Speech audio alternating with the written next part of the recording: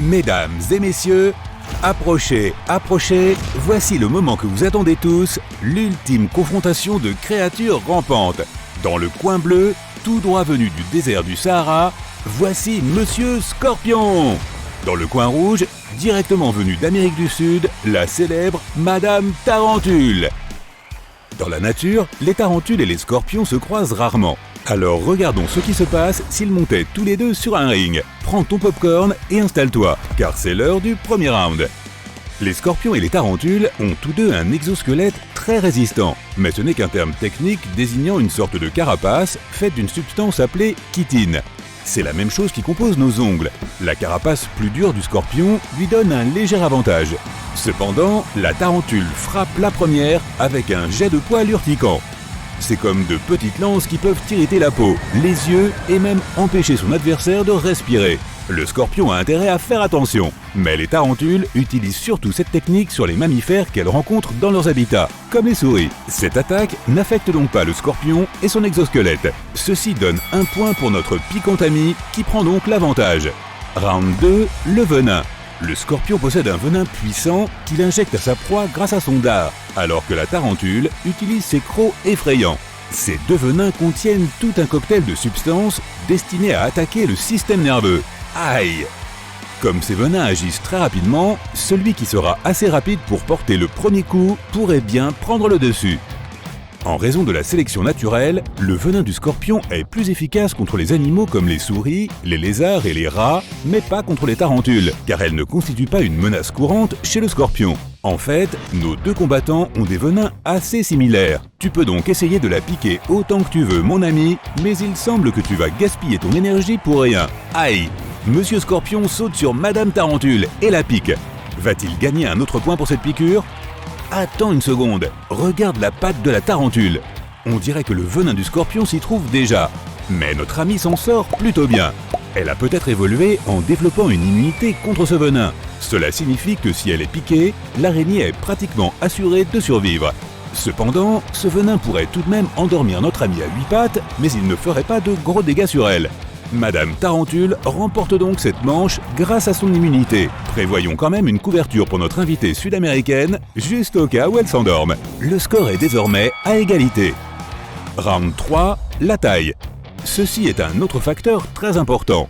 Plus l'animal est gros, plus il faudra de venin pour l'abattre.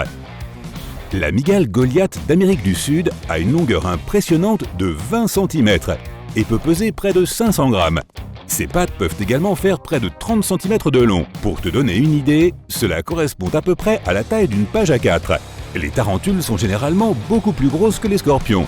Le scorpion géant des forêts mesure environ 23 cm, pattes et queue comprises. En termes de taille, la tarentule marque encore un point, cela fait donc 2 à 1 en faveur de notre ami à 8 pattes. Round 4, arme spéciale. Le scorpion a deux armes redoutables. Ses pinces acérées.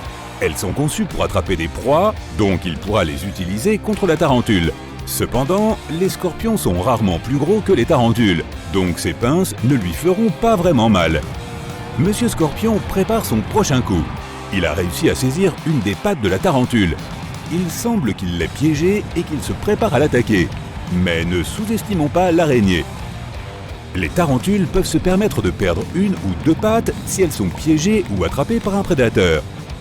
Elles repousseront plus tard. Le scorpion doit agir vite. Il lâche la patte de l'araignée et en attrape une autre avant que la tarentule ne puisse faire son prochain mouvement. Ah, trop tard. Son adversaire a réussi à s'échapper. Les crochets d'une tarentule sont également bien plus puissants que le dard d'un scorpion. Ce dernier devrait passer beaucoup de temps à poignarder une tarentule s'il voulait l'endommager suffisamment pour l'abattre. Madame Tarentule a donc profité de ce temps pour prendre le dessus sur Monsieur Scorpion. Et ses crocs vont faire beaucoup plus de dégâts. C'est le début de la fin pour Monsieur Scorpion. Ses petites pattes ne lui servent qu'à marcher, ce qui signifie qu'il n'a que ses pinces et son dard pour se protéger. Mais la tarentule a un autre atout dans sa manche. Les araignées compensent l'absence de pinces par leurs crochets aussi puissants que des pointes métalliques. Ils peuvent facilement percer la carapace du scorpion. Madame Tarentule creuse l'écart avec un autre point, ce qui donne un score de 3 à 1. Round 5, vitesse.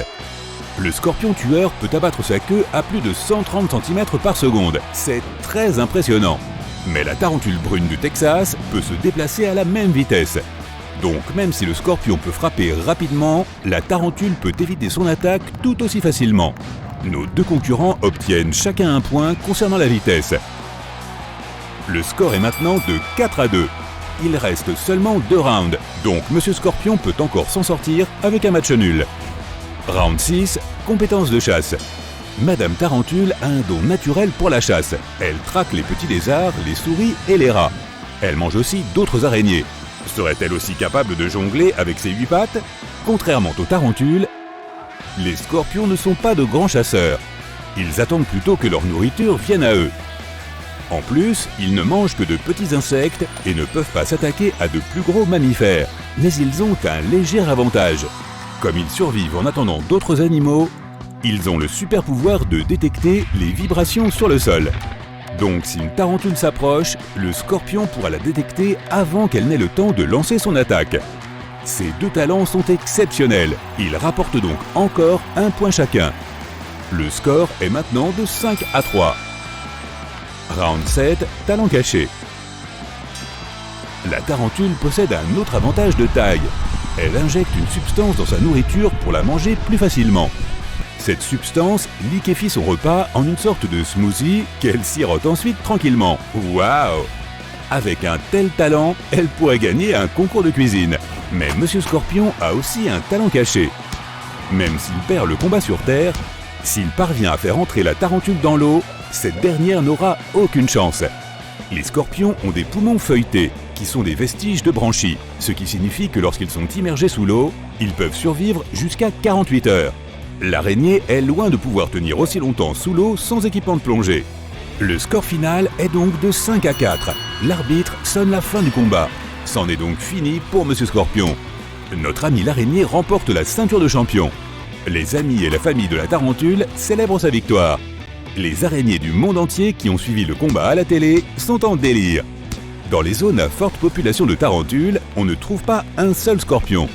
On dirait que les tarentules les ont fait fuir. Et ce n'est d'ailleurs pas la première fois que la tarentule et le scorpion s'affrontent. La mygale à croupe rouge se trouve parfois face à face avec le scorpion écorce. Mais elle gagne à chaque fois, peu importe qui frappe en premier. La prochaine fois, il serait peut-être préférable d'organiser un combat sous l'eau.